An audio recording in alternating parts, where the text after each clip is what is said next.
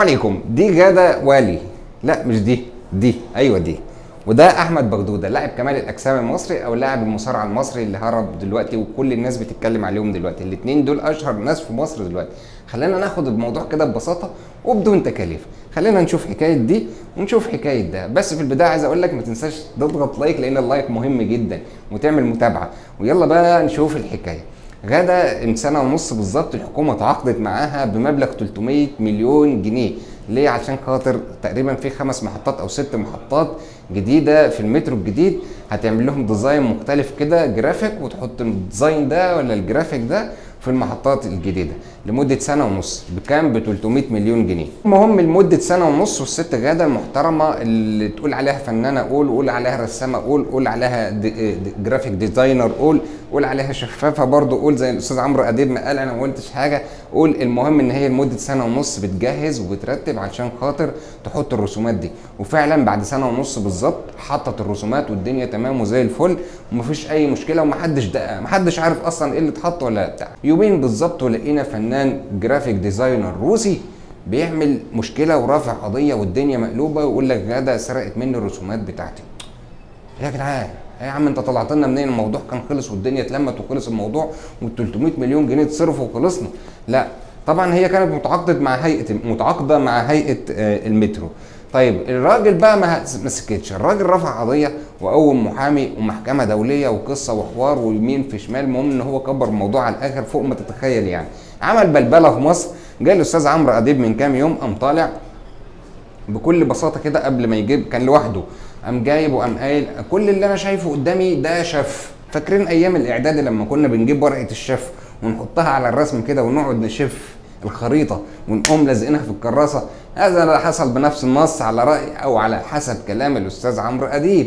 طيب يا استاذ عمرو اديب سكت الموضوع. بعدها بيومين 3 لقينا الاستاذ عمرو اديب جايب الست غاده وقاعده وحاطه رجل على رجل وفارده صدرها ومحدش عاجبها وعماله تتكلم وعماله تدافع عن سرقتها اللي هي سرقتها. طبعا هي من خلال كلامها لو جيت تحلل شخصيتها او تحلل كلامها او تشوف هي بتتكلم ازاي او عامله ازاي هتعرف فعلا ان هي الحاجه دي مش بتاعتها. يعني من ضمن الكلام لما بيسالها بيقول لها الرسمه بتاعتك والرسمه بتاعته زي نسخه طبق الاصل، يعني يمكن الاختلافات حاجات بسيطه جدا.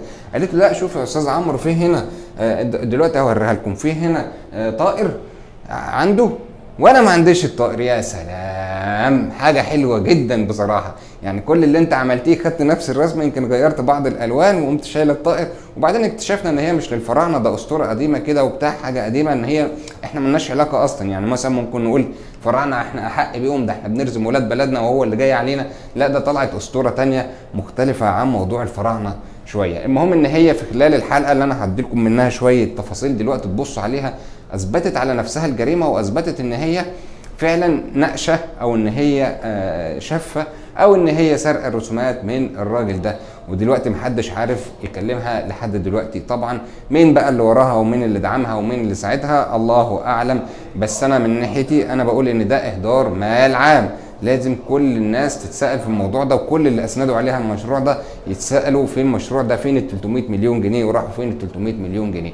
خلينا بقى اوريك شويه مقتطفات من حديثها مع الاستاذ عمرو اديب ونعلق عليه زي ما انت شايف. اتفضل. علامه. فهو الراجل قال انا الموتيفه بتاعتي تم استخدامها، انا بشرح بس هي بصراحه مش الموتيفه بتاعته، هي بتاعت بيكاسو. ولو كده هو سرقها من بيكاسو مؤسس المدرسه دي، او يبقى انتوا الاثنين سارقين من بيكاسو بالظبط. غاده مش عارفه تتكلم خالص وبلبله. حتى بيسالها عن بانر اللي هو او الديزاين بتاع فيلم الاصليين، بيقول لها ده شبه فيلم امريكا او ياباني.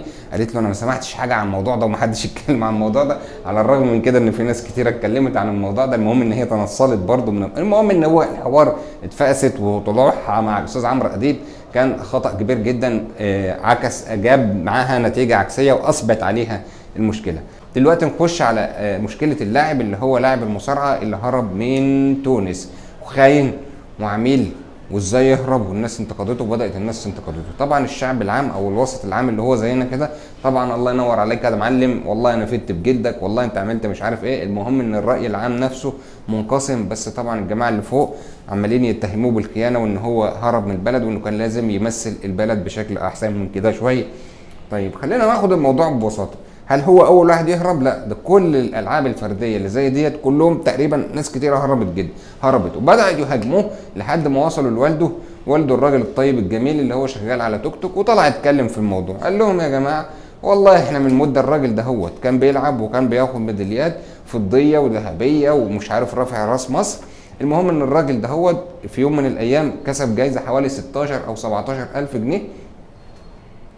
ده كان تقييم او تقدير ليه، ودي هديته. وصلوا له كام منهم؟ 2000 جنيه. وين الباقي يا معلم؟ راح فين؟ ضرايب. طب واحد زي ده هيسيبوه قاعد في البلد؟ لازم يطفش، طبيعي يعني انه لازم يطفش. المهم طيب، لما جه رئيس الشعبه بيتكلم مع لميس الحديد امبارح، بتساله عن الرواتب وما الرواتب والكلام ده، قال لا والله احنا بنجي لنا 20 مليون، حوالي حاجه و20 مليون جنيه طول السنه، وبنصرف عليها على جميع الالعاب، النشاط بقى الخارجي والداخلي والسفريات والاقامات وكل حاجه من نفس المبلغ ده، وبنقتص منه مبلغ بندفع منه رواتب الموظفين، اللي هي كام رواتب الموظفين؟ 3000 جنيه. تخيلوا في الوقت الحالي اللي احنا فيه دلوقتي مبلغ 3000 جنيه لكل لاعب، فحاجه غريبه جدا، والناس يعني مستغربه انه هرب. فمش عارف اقول لك ايه. انت حط الموقفين قصاد بعض واسال بقى، شوف ده ابن مين ودي بنت مين، دي مين اللي وراها ومين اللي ساندها، وده مين اللي وراه ومين اللي سانده، وشوف الصح فين وقول لي عليه واكتبه لي في التعليقات تحت. شكرا لكم والسلام عليكم ورحمة الله وبركاته.